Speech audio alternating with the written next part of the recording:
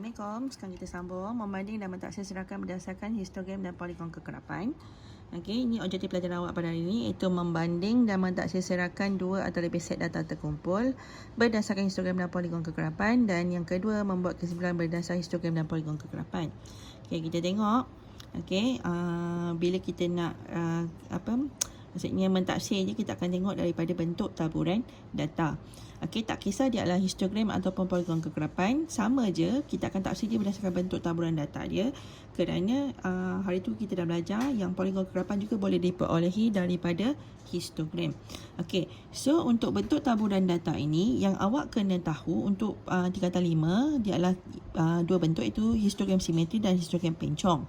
Sebenarnya dia ada lebih lagi, iaitu awak boleh tengok kat tepi ni, dia ada bentuk U, dalam buku teks awak pun ada bentuk J, bentuk J songsang dan B mod. Sebab apa nota yang cikgu bagi semua sebenarnya cikgu ambil daripada buku teks sahaja. Okey, so kita tengok yang histogram simetri. Okey, dia terbahagi kepada dua, iaitu bentuk loceng dan seragam. Loceng ni awak boleh nampak macam ni lah, maksudnya dia daripada dia kecil kan bentuk loceng kan dia mesti jadi, betul dia memuncak. So ini adalah loceng.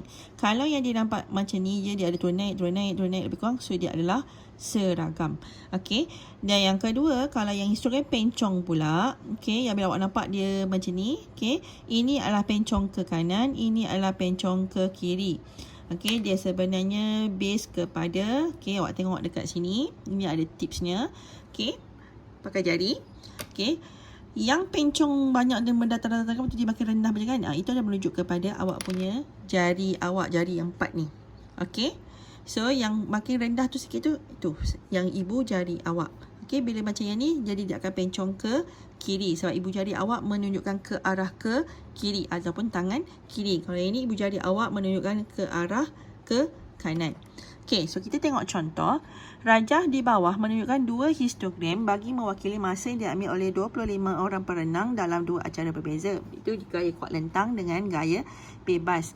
Dia suruh nyatakan bentuk taburan histogram bagi kedua-dua acara tersebut, dan acara yang manakah menyisarkan masa yang lebih luas, dan berikan sebab anda.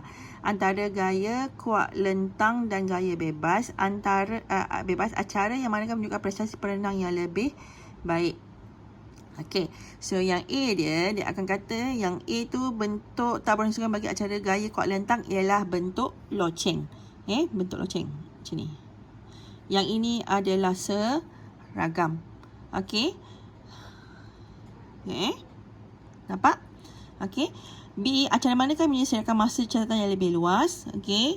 Dah definitely awak boleh nampak adalah gaya kuat lentang, sebab masa dia sampai 104.5 kat sini. Berbanding yang ini, dia hanya sampai 89.5. Okey, tetapi awak akan ada tertanya sikit, kenapa dia boleh bagi 102 hingga 72?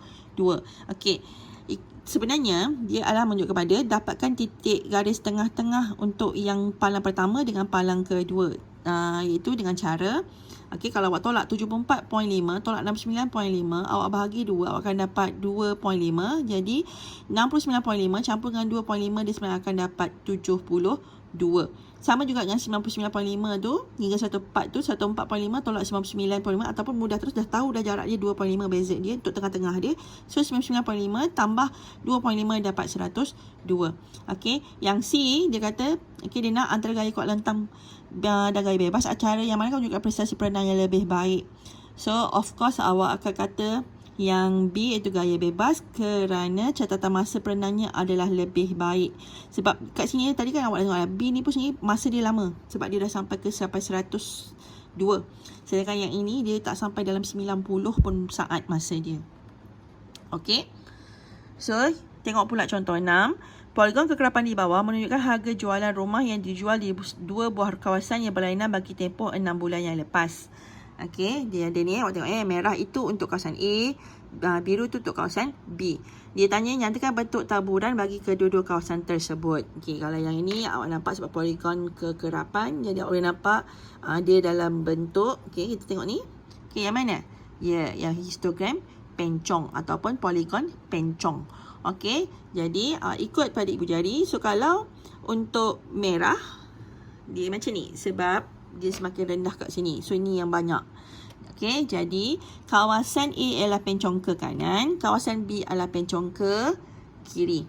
Okey, B, Dia kata bandingkan serakan harga jualan bagi kedua kawasan tersebut. So dia kata kalau awak tengok tu, serakan harga jualan rumah di kawasan A dan di kawasan B adalah hampir sama walaupun mempunyai bentuk taburan yang berbeza. Serakan tu sebenarnya lebih kurang sama sebab ada cuma bezanya kalau kawasan A tu dia punya harga yang lebih rendah tu lebih tinggi, harga yang mahal tu dia lebih kurang. Yang kawasan B, okey, harga yang rendah tu orang tak ambil sangat. Okey, yang mahal tu yang ramai. Okey, jadi dia sebenarnya serakannya lebih kurang sama. Kawasan A, betul dia tanya, pada pendapat anda, kawasan yang manakah mungkin mewakili kawasan bandar dan luar bandar? So, daripada segi harga, jadi saya akan kata kita boleh buat kesimpulan. Okey, kata kawasan A mewakili luar bandar kerana kebanyakan harga rumahnya adalah rendah. Manakala kawasan B mewakili kawasan luar bandar kerana harganya, kebanyakan rumahnya berharga lebih tinggi. Logik lah kan? Sebab biasanya memang yang kalau makin maju suatu tempat, dia punya harga rumah tu lebih mahal.